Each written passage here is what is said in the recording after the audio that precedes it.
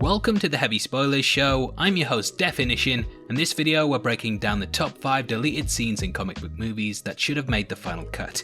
Superhero movies are often lengthy films since they sometimes have to tell comprehensive origin stories and dish out a decent proportion of action. On top of this, they usually have to create an avenue for future films in the franchise, all without sacrificing the plot or making it too oversaturated with redundancy. As a result of this, during production, studios usually leave a lot of scenes considered to be irrelevant out of the final cut. These removed scenes are often smaller character moments, detailed exposition of plot points, or Easter egg additions that have been considered to affect the progression of the movie. You start to wonder what might have been if the studios had just stuck to their original script or retained and utilized the deleted scenes. And in the case of movies like Batman v Superman, we know from the Ultimate Cut that these scenes can make a big difference. Throughout this video, we're going to be going through some of the best moments that we think should have been left in, even though the studio decided differently. There may be some spoilers here to the films on this list, so if you want fully up to date with everything in the MCU or DCEU, then I highly recommend that you turn off now. With that out of the way, thank you for clicking this. Now let's get into our breakdown of cut scenes that should have made, well, the cut. Okay, so the story of how Warner Bros. Meddled with the Suicide Squad movie is now common knowledge to everyone. This interference was said to have included extensive reshoots to match the tone of its new comedic marketing campaign. Judging from the large number of tease scenes in the trailers that didn't make it to the final cut, and reports by the cast of such scenes, there is no doubt that the studio really altered the production to arrive at the theatrical version. So, although the movie did do well commercially, a lot of fans were really disappointed when their expectations were not met. The greatest of all these disappointments seem to have stemmed from the shortage of an on-screen representation of Jared Leto's maniacal Joker, who was said to have had just about 8 minutes of screen time in the final cut. This totally contrasted what fans had expected based on the campaigns, as they had high hopes from Leto's unusually method-acted clown prince of crime. According to Jared Leto, there are enough cut scenes from the theatrical release to make a whole Joker movie. If this is true, then we can only imagine that the reception of the film by the global audience would have been a lot more positive. Many of the deleted scenes that featured the Joker seem to have shed more light on the abusive and mentally disruptive relationship between Harley and him. Her gradual growth and fantabulous emancipation were meant to be a more important subplot, making the Joker himself a sort of antagonist in the movie. In an earlier cut of the film, Leto's version of the Clown Prince of Crime was going to accept the Enchantress's plans and run off with Harley, leaving the Suicide Squad short of a teammate and vulnerable. However, Harley soon realizes that the Joker is just using her, and she decides to stick with the team to create her own story. Furthermore, it would have been revealed that the Joker did not take Harley's request for freedom well, and he would hold her at gunpoint. This was confirmed by David Ayer, the director of the movie, who posted a shot from the deleted scene and expressed his minor dissatisfaction with the edits to the movie that could have held an emotional significance with Harley's journey to self-actualization. In addition to this, there were action figures that were released showing a melding of the Joker and Batman, and though these didn't go beyond some cool concept art and toys, it's a shame to think about what the movie could have been had Warner Bros. Not changed course. Up next is Infinity War, and as it stands, it's one of the most successful movies in the MCU for good reason. The film is filled to the brim with amazing callbacks and moments, and it's a stellar example of a comic book movie. However, after the release, many fans were confused by the lack of Hulk in the film, as he'd appeared heavily in the marketing. Similar to the Batman Joker suit, there were also a lot of toys showing the Hulk heroically busting out the Hulkbuster. This felt like the perfect scene on paper, but unfortunately it never made it to the final cut. Thanks to the Infinity Saga box set release though, we can now see how it was actually meant to play out. It's nowhere near polished enough to get a final release, but there's a lot of cool things in it. The scene is Banner pleading with Hulk to come out and fight Cull Obsidian, but juxtaposing the theatrical release, Hulk actually does it, and in doing so he forms Smart Hulk. It looks like it would have been a great scene, but as we know, in the end, the Russos decided not to go with it.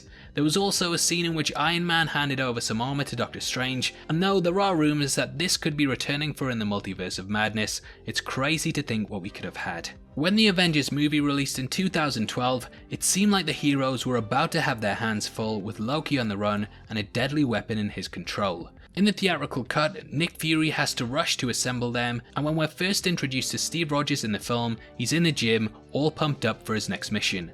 But if some of the modifications had not been made to the final release, things would have turned out a lot different. This is because there's a sequence of deleted scenes featuring Steve, a man out of his time, doing his best to settle into his new surroundings. To do this, he watches old videos about the war, checks out files belonging to his old pals, visits New York, and goes to a restaurant where he meets a waitress that he later saves in the final cut. Perhaps the most awesome part of these scenes that we never got to see was Cap getting love advice from Stanley himself. These scenes might have seemed a little too slow for the fast pace incurred by the crisis at hand, but they would have helped to show how Captain America was dealing with his loneliness before he had the Avengers. Also, the Stanley cameo would have gone down to be another golden addition to the famous list of cameos by Stan the Man. I can see why they cut this, but I am a bit gutted that we didn't get it in the final release. Henry Cavill's solo Superman movie, Man of Steel, brought a tone to the Kryptonian story that was darker than ever before. Yet, it felt like something was missing. It seemed as though the troubles of raising a super baby had been largely ignored in the movie. Whilst this may not seem like much, it would have been nice to briefly witness an uncomfortable encounter by the Kents as a downside of raising a child with incredible abilities. During an interview with writer David Goyer, it was revealed that such a scene was actually planned to be included. According to him, there would have been a moment where soon after adopting the infant Kal-El, Martha and Jonathan Kent took their new baby boy in for a pediatric checkup. The doctors test Clark's hearing with sound, unaware that with baby Clark's uncontrollable hearing, that this would make him really uncomfortable. The sound proves to painfully assault the boy's auditory senses, and like any normal child experiencing discomfort, he reacts by letting out a scream, and this shatters the windows. This would have turned out to be an oddly cute and comical moment, but according to the screenwriter, cute and funny didn't feel right as a follow-up to the sequence containing the morbid destruction of Krypton. Due to this, the scene had to be removed. Still, we can only wonder if this deleted scene would have had any impact on the overall reception of the movie, seeing how many criticise it for its dire tone. Now before we get into the rest of the video, I just want to let you know we're giving away a free copy of the Skywalker Saga box set to one random subscriber. All you have to do to be in with a chance of winning is like the video, subscribe to the channel, and leave your thoughts on the list in the comment section below. The winner is going to be chosen at random on the 15th of April, and the set will be shipped out from then to whoever gets the prize, so best of luck to everyone who takes part. And finally, when Thor flies into supercharged Vision with his hammer, the two almost have a fight, but instead he's thrown out of the window where he has a brief moment of reflection and seemingly comes to his senses. Vision ends up apologising for his behaviour, and in doing so joins the Avengers in their crusade against Ultron. However, there's an entire fight sequence missing where Vision actually went head to head with the Avengers following his birth. The character went up against Thor, Captain America, and Iron Man, showcasing an array of his powers. In a scene included as a bonus in the Blu-ray copy, it efficiently showcases the ability of the sentient android to hand a nice beating to the core members of the team. We're introduced to a series of Vision's powers such as flight, laser beams, and a temporal intangibility also known as phasing.